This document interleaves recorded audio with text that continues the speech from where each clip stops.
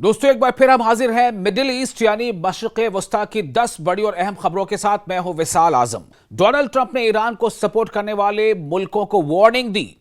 US president Donald Trump ने कहा है कि जो भी मुल्क, जो भी देश ईरान को किसी भी तरह की लाइफलाइन देगा, उसे भारी इकोनॉमिक कॉन्सिक्वेंसेज झेलने पड़ सकते हैं।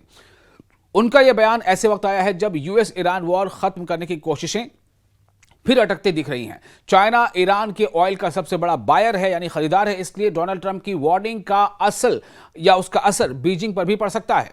स्ट्रेट ऑफ हॉर्मुज को लेकर यूएस और ईरान के दावे अलग। स्ट्रेट ऑफ हॉर्मुज की सिचुएशन अभी भी अनक्लियर है। अमेरिका कह रहा है कि वाटरवे खुला है, जबकि ईरान का कहना है कि यह बंद है। दुनिया के ऑयल ट्रेड का करीब 1/5 हिस्सा इस स्ट्रैटेजिक रूट से गुजरता है। इसी अनसर्टेनिटी की वजह से कई शिपिंग कंपनीज इस रास्ते से बच रही हैं और ऑयल प्राइसेस लगातार चौथे दिन ऊपर गई हैं। मिडिल ईस्ट क्राइसिस का असर ग्लोबल इकोनॉमी पर भी। मिडिल ईस्ट कॉन्फ्लिक्ट की वजह से ऑयल प्राइसेस में फिर तेजी आई है और ब्रेंट क्रूड करीब $91.87 पर बैरल तक पहुंच गया है। केनिया एयरवेज ने भी बताया है कि कॉन्फ्लिक्ट की वजह से उसकी फ्यूल कॉस्ट में 72% तक का इजाफा हुआ है। यानी ईरान हॉर्मुज क्राइसिस का असर सिर्फ गल्फ तक महदूद नहीं है, बल्कि एयरलाइंस, शिपिंग और दुनिया भर के कंज्यूमर्स तक पहुंच रही है। यूएई ने ईरान पर बड़ा इकोनॉमिक एक्शन लिया। यूनाइटेड अरब एमिरेट्स ने ईरान के साथ ट्रेड, कमर्शियल एक्सचेंजेस और फाइनेंशियल ट्रांजैक्शन सस्पेंड कर दिए हैं। यह फैसला उस रिपोर्ट के बाद आया है जिसमें यूएई ने कहा था कि ईरान से लॉन्च हुई 2 बैलिस्टिक मिसाइल्स मैरीटाइम ट्रैफिक की तरफ गई थी। हालांकि ईरान ने इस क्लेम को बेबुनियाद बताया। यूएई का कदम गल्फ में ईरान के साथ बढ़ते तनाव की बड़ी निशानी माना जा रहा है। गजा में इजरायली स्ट्राइक्स से फिर कैजुअल्टीज। गजा में इस्राएली एयर स्ट्राइक से यानी इसराइल की तरफ से किए जाने वाले हवाई हमलों से एक पुलिस स्टेशन को निशाना बनाया, जिसमें कम से कम 9 फिलिस्तीनी मारे गए। रॉयटर्स के मुताबिक बुधवार को नसीरियात रिफ्यूजी कैंप में भी एक अलग स्ट्राइक में एक फिलिस्तीनी की मौत हुई, जिससे उस दिन की रिपोर्टेड डेथ टोल कम से कम 10 हो गई है। हमास ने मीडिएटर्स इजिप्ट, कतर और तुर्की को बताया है कि अगर टारगेटेड अटैक्स जारी रहे तो उसका सीज फायर अग्रीमेंट पर रुख मुतासिर हो सकता है। हिंद रजब केस में इसराइल ने क्रिमिनल इन्वेस्टिगेशन खोली।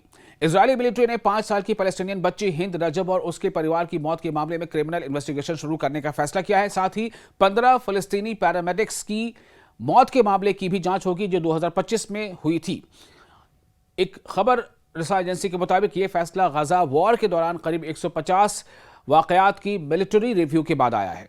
सीरिया में इसराइल तुर्की टेंशन बढ़ी। इसराइल ने सीरिया यानी शाम के अबू अज़-ज़ुहर एयरबेस पर 8 एयर स्ट्राइक्स की और तुर्की ने इन्हें सीरिया की संप्रभुता यानी सॉवरेनिटी का वायलेशन बताया। रॉयटर्स के मुताबिक स्ट्राइक से कुछ दिन पहले मोसाद चीफ और सीरियन फॉरेन मिनिस्टर के बीच बातचीत हुई थी, जिसमें सीरिया में तुर्की की बढ़ती मिलिट्री प्रेजेंस पर चर्चा हुई थी। अब वॉशिंगटन इजराइल, तुर्की और सीरिया के बीच एक डी-कॉन्फ्लिक्शन मैकेनिज्म बनाने की कोशिश कर रहा है।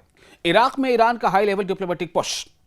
Iranian parliament speaker Mohammad Baqer Qalibaf Iraq के 3 दिन के दौरे पर पहुंच गए हैं। उनका बगदाद विजिट ऐसे समय में हुआ है जब ईरान और यूएस के बीच टेंशंस बहुत ज्यादा हैं और स्ट्रेट ऑफ हॉर्मुज की वजह से इराक के ऑयल एक्सपोर्ट्स भी मुतासिर हुए हैं। कालिबाफ ने बगदाद में कासिम सुलेमानी की यादगार जगह पर भी विजिट किया। गजा पीस प्लान में यूएस ने $206 मिलियन लगाने का फैसला किया। यूएस ने गजा के लिए प्रपोज इंटरनेशनल एस्टेब्लिशमेंट फोर्स को सपोर्ट करने के लिए $206 मिलियन से ज्यादा की फंडिंग तय की है। प्लान में गजा के सिक्योरिटी, ह्यूमैनिटेरियन एड और फिलिस्तीनी पुलिस की ट्रेनिंग जैसी चीजें शामिल हैं। लेकिन इसराइल और हमास के बीच डिसआर्मामेंट और इजरायली विड्रॉल जैसे मुद्दों पर डिसएग्रीमेंट की वजह से प्लान अभी भी स्टक है, रुका हुआ है। सऊदी अरेबिया और यूएई के रिश्तों में भी तनाव। सऊदी अरेबिया ने यूएई को भेजे जाने वाले कुछ फाइनेंशियल ट्रांसफर्स पर एक्स्ट्रा रेगुलेटरी स्क्रूटिनी बढ़ा दी है। रॉयटर्स के मुताबिक यह कदम उन देशों के बीच बढ़ती फ्रिक्शन का नया इशारा है जो लंबे वक्त से गल्फ पॉलिटिक्स में क्लोज पार्टनर्स रहे हैं। ईरान वॉर और यमन जैसे मुद्दों पर दोनों की प्रायोरिटीज अलग होने से ये राइवलरी और प्रोमिनेंट हो रही है।